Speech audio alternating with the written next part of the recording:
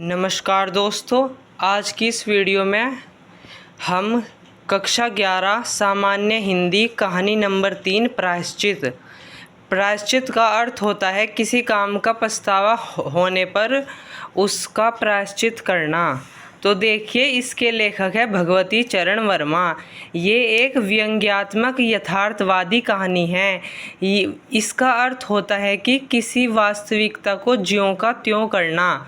इसमें इसके लेखक है भगवती चरण वर्मा। कहानी में बहुत सारे पात्र हैं। पहली पात्र है रामू की बहू। दूसरी, ये एक इस कहानी का प्रमुख पात्र है। पूरी कहानी इसी के इर्द गिर्द घूमेगी।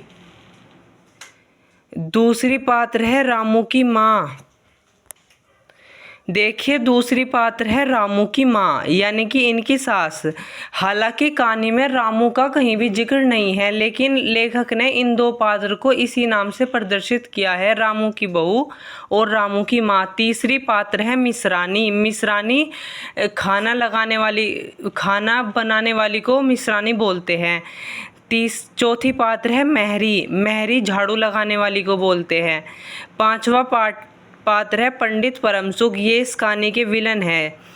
और आखिरी पात्र है छन्नू की दादी। ये इस कहानी की इनकी पड़ोसन का नाम है। अब देखिए, इस कहानी का उद्देश्य क्या है। अब हम हेडिंग डालेंगे परिचय। देखिए, प्रायश्चित कहानी व्यंग्यात्मक यथार्थवादी कहानी है। इसके लेखक कहानीकार भगवती चरण वर्मा हैं। लेखक ने इस कहानी में पाखंडवाद, अंधविश्वास, धर्म भीरुता का वर्णन किया है। अब हम हेडिंग डालेंगे उद्देश्य। देखिए, प्रायश्चित कहानी के माध्यम से लेखक समाज में व्याप्त पाखंडवाद, अंधविश्वास, धर्म भीरुता और रूढ़िवादिता को स्पष्ट करना चाहता है। यह ऐसी बुराइयां हैं जो समाज के अल्प शिक्षित यानी कि जो कम पढ़े शिक्षित लोग हैं और अशिक्षित यानी जो अनपढ़ लोग हैं उन्हें अपने वश में वशीभूत कर देती है, जिसके कारण कुछ बुद्धिजीवी जैसे कि पंडित परमसुख जी, आप देखेंगे इस कहानी में, लोगों को डरा धमकाकर अपनी लालच और स्वार्थ की भावना पूर्ण करते रहते हैं। कहानी में रामू की माँ और उसका परिवार ये अंधविश्वास और धर्म भीरुता से ग्रसित है, जिसकी अज्ञानता का लाभ उठाकर पंडित परमसुख जैसे लालची और स्वार्थी लोग अपने स्वार्थ की पूर्ति करना चाहते हैं। कहानी का जो उद्देश्य है वो सार्थक और प्रेरणापद है। इस प्रेरणापद इसलिए है कि हमें ऐसे लालच में नहीं पड़ना चाहिए। अब देखिए कहानी का सारांश। देखिए, कहानी में कुल 4 हेडिंग है। पहली हेडिंग है रामू की बहू का आचरण एवं कबरी बिल्ली। दूसरी हेडिंग है सास की फटकार एवं बिल्ली मारने का निश्चय। तीसरी हेडिंग है बिल्ली का मरना और प्रायश्चित का विधान। और आखिरी हेडिंग है बिल्ली का भागना एवं सुखद अंत। तो देखिए, पहले हम देखेंगे रामू की बहू का आचरण एवं कबरी बिल्ली। इसके अंदर लिखेंगे, रामू की बहू 2 साल बाद गोना कराकर प्रथम बार ससुराल में आई थी। उसकी आयु लगभग 14 वर्ष की थी।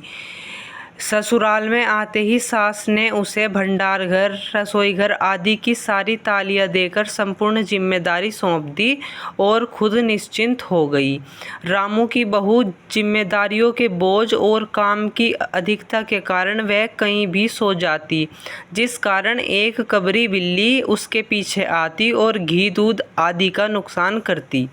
अब दूसरी हेडिंग है सास की फटकार एवं बिल्ली मारने का निश्चय। घी दूध आदि का नुकसान होने पर महरी और मिश्रानी आए। वो रामू की बहू की शिकायत उसकी सास से करने लगी, जिस कारण रामू की बहू को रात दिन सास की डांट फटकार पड़ने लगी। अब दुखी होकर उसने कबरी बिल्ली को मारने का निश्चय किया। अब देखिए तीसरी हेडिंग, बिल्ली का मरना और प्रायश्चित का विधान।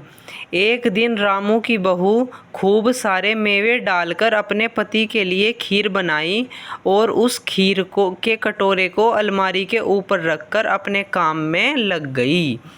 तभी उसे छन्न की आवाज़ सुनाई दी। रामू की बहू दौड़कर गई तो देखा बिल्ली खीर खा रही है। अब तो उसने बिल्ली को मारने की योजना बनाई। अगले दिन प्रातः ही उसने दूध से भरा कटोरा अपने दरवाजे पर रखा और सिल का बट्टा लेकर दरवाजे के पीछे खड़ी हो गई। जैसे ही बिल्ली दूध पीने लगी उसने वह सिल का बट्टा उसके ऊपर दे मारा और बिल्ली वहीं फैल गई। घर में कोहराम मच गया कि बहू ने बिल्ली मार दी है। जब तक प्रायश्चित नहीं होगा तब तक कोई काम को हाथ नहीं लगाएगा। पंडित परमसुख को बुलाया गया, जिसने कुंभीपाक नामक नरक का डर दिखलाकर रामू की माँ से दान का विधान बताया। अब आप दान सुनिए। बिल्ली के वजन के बराबर सोने की बिल्ली, कम से कम 10 मन गेहूँ, 1 मन चावल, 1 मन दाल, 5 मन जौ और 5 मन चना, 4 पसेरी घी और 1 मन नमक। अब है चौथी हेडिंग, बिल्ली का भागना एवं सुखद अंत। रामू की माँ इस अचानक आई हुई विपत्ति से अत्यंत दुखी थी। वह दान का सामान कम करने के लिए पंडित जी से मोल भाव कर रही थी कि तभी मेहरी दौड़ी दौड़ी आई और बोली, माँ जी बिल्ली तो भाग गई है। इतना सुनते ही रामू की माँ राहत लेती है और पंडित परमसुख का मुख देखने योग्य था, क्योंकि उनके स्वार्थ और लालच की पूर्ति नहीं हो पाई थी। कहानी का अंत यहीं पर सुखद होता है। तो ये कहानी हमें सिखाती है कि हमें ऐसे पाखंडवाद, अंधविश्वास, धर्म भीरुता और रूढ़िवादी में नहीं पड़ना है। ठीक है, धन्यवाद।